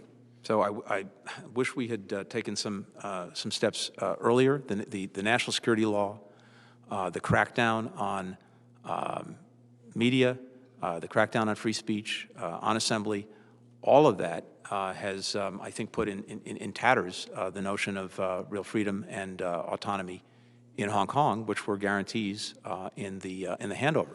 One of the things, this is not going to fix the problem, but I'd like to see us, for example, be able to take in some of those fleeing Hong Kong and fleeing the repression for standing up for their democratic rights. And I know there's some legislation that looks at doing that. But I think we have to take a hard look about what our position should be on the presence of institutions and companies there. Is it going to remain a hub and a financial center? Does Beijing then get both sides of the benefit? We should take a hard look at that. I think the first thing we have to do is send a stronger message, because they're clearly not listening to this Congress and this administration's efforts, which I applaud, have fallen short. It's very difficult. When it comes to Turkey, the Congress has been pretty tough on Turkey for continuing to purchase Russian weapons and the S-400. Do you believe that Turkey needs to continue to be sanctioned until they change their behavior? So I've looked at some of the so-called CATSA sanctions. I think that what Turkey has done as a NATO ally in acquiring the S-400s is unacceptable. The idea that a so-called strategic partner of ours would actually be in line with one of our biggest strategic competitors in Russia is not acceptable. I think we need to take a look to see the impact that the existing sanctions have had and then determine whether there's more that needs to be done. Okay, I think this administration may have, yesterday, I don't know, lifted a travel ban from Europe and other areas with a high COVID-19 infection rate. Are you considering restoring that ban? So right now, that's I would encourage you to. It's above my pay grade, so I would encourage you to. And the reasons, you know, the caravans have a multiple level of problems, and you know, it'd be odd to just keep a travel ban in Europe, but you know, allow people to mass on our border. So I hope we don't. I hope we, you know, continue to fight the illness and prevent transmission. Finally, so many people wonder where our biggest threat is. I'm going to just end with this thought. China is a problem, multiple layer problem. Russia's up to no good. There's two groups out there that I worry the most about. I think if the Iranians had a nuclear weapon, they would use it. I think the Ayatollah is a religious Nazi. Will you agree to at least talk to me and Senator Menendez about an alternative to the JCPOA when it comes to Iran? I welcome talking to both of you and members of this committee about the way forward on Iran. Okay. And finally, this is the 20th anniversary of 9/11. September this year will be 20 years. I think they're going to remind us that they're still out there. Do you agree with me that the worst thing America could do is have a false sense of security when it comes to radical Islam? Do you agree with the following proposition? The only reason they haven't killed more of us is they can't find a way to do it, and we pretty much kept our foot on their throat. I share your concerns about the ongoing threat posed by what's left of al-Qaeda, ISIS, other extremist groups that target the United States. Finally, do you believe they had a nuclear or chemical weapon they could acquire when they would use it? I think there's a high probability that if they had access to such a weapon, certainly in the past they would have, and going forward, something to be concerned about. 20 years later, where do we stand regarding the fight against al-Qaeda and ISIS? I think we've demonstrably made significant progress in different parts of the world against them. When it comes to al-Qaeda in Afghanistan, the original threat, there's still a problem, there's still a presence, there's still a relationship with the Taliban. It's much diminished from what it was, but precisely to your point, if we take our eye off that ball, there's a risk that it comes back. ISIS, I think, actually across two administrations, we succeeded in taking away its geographic caliphate in Iraq and in Syria. But there again, we can't take our eye off the ball. And then, of course, we've seen affiliates of both groups spread to different parts of the world. So we still have our work cut out for us. Well, thank you. I look forward to working with you. Thanks. I think all of us agree with those comments, and particularly right now, for whatever reason, the Sahel seems to be their preferred place to reemerge. So that's something that's going to need your attention. With that, Senator Murphy, you've been incredibly patient from the very beginning, but I'm going to ask you to be patient for a little longer, and we will take a 10-minute humanitarian break. The committee will be at ease, subject to call of the chair.